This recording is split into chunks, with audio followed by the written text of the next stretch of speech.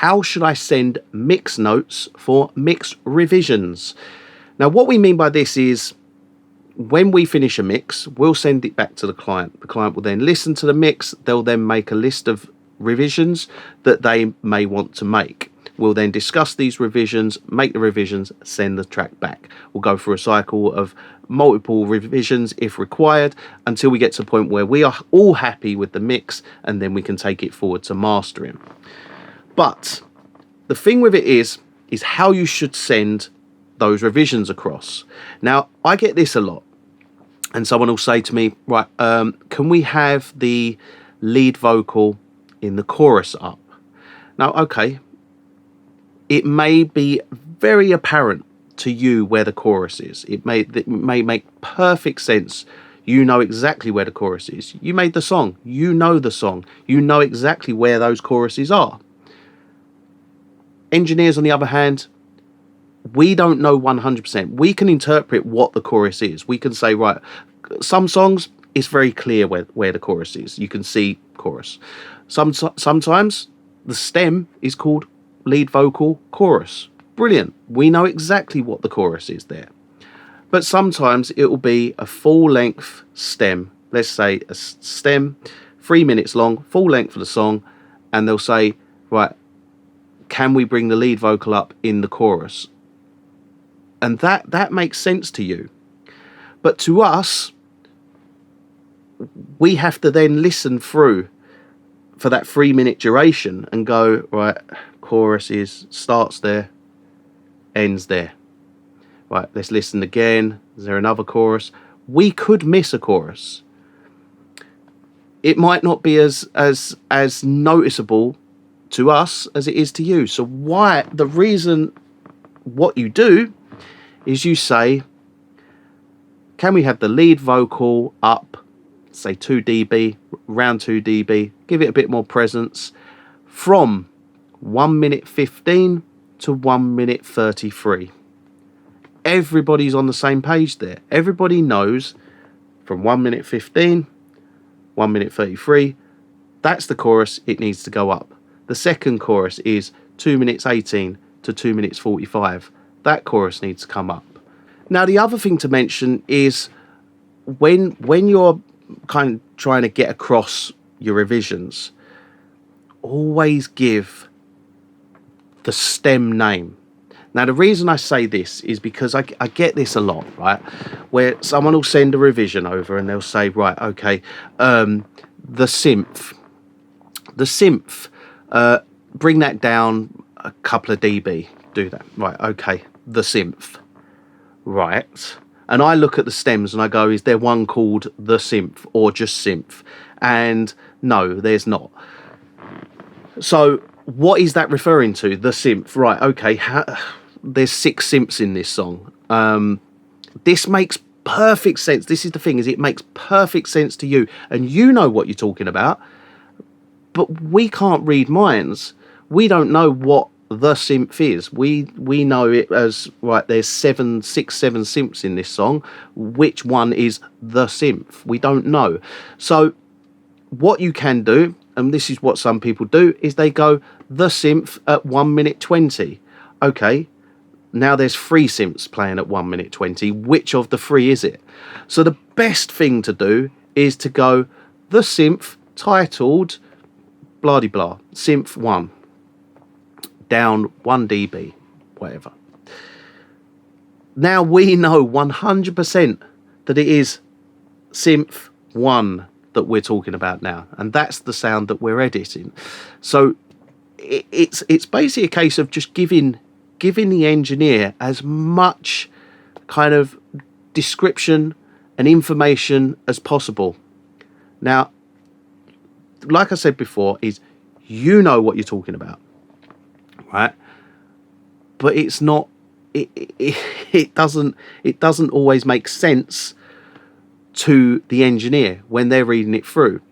The other thing to mention is another one that I get a lot is I purposely email and say reply to this email with any mix revisions, and there's a reason behind that.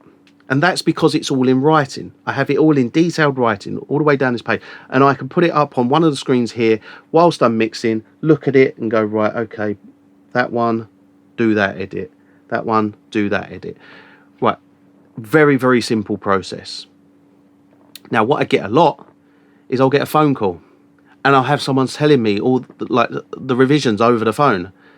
And I'm like, there's no reason to, we can discuss the revisions. By all means, we can discuss anything.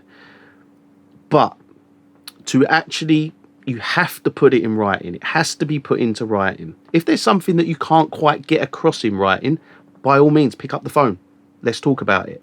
But it has to be in writing, because if I have the conversation with you over the phone, now I get off the phone, I'm not making those edits for, let's say, later on that day or the following day. I have then got to try and remember or get off the phone and write it all down, what you've told me, which is difficult to remember to the next following day. You know, this is why I always say to everybody, put it in writing. Get it in writing, then I've got it in front of me, in writing. It's 100% confirmation there as well. That's the other thing, is when it's in writing, it confirms 100% that is the edit that you want. If you tell me over the phone, I can, it's not in writing, I don't know 100% if that is the edit that you want. If it's in writing, 100% I know. So yeah, they are the key things to think about when sending over revisions. It's a case of always give the stem name. That's really important.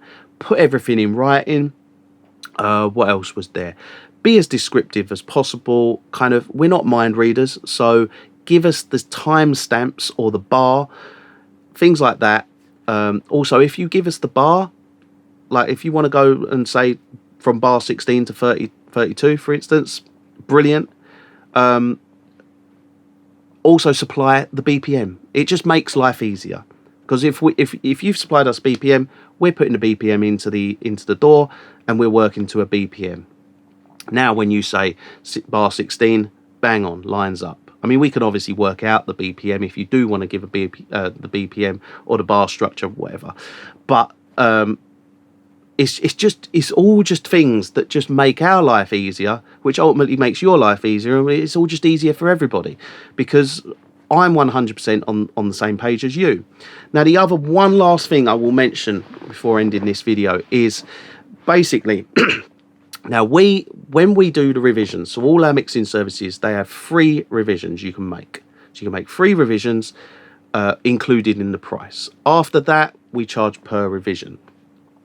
So it's rare that we will ever go over 3, 1, 2 max. 3 revisions, very rare. Over 3, highly rare. But the more descriptive and the more information that you can put across to us.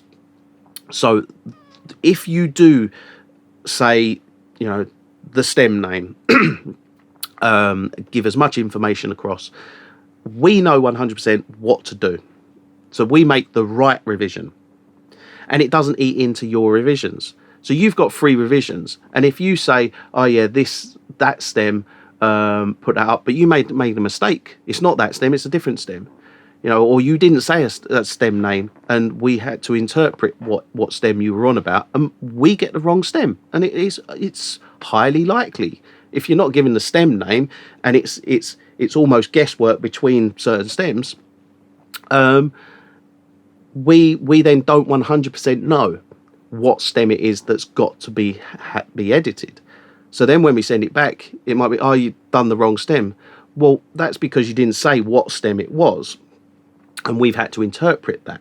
And we will, 99% of the time, we will get it right. But there is that 1% that it could just be wrong, just because we haven't been given the right information.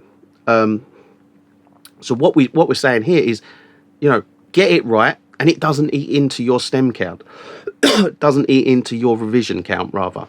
So if you get it right, you get it bang on first time with the revisions, name the stem, the edit, and it's all descriptive, really well.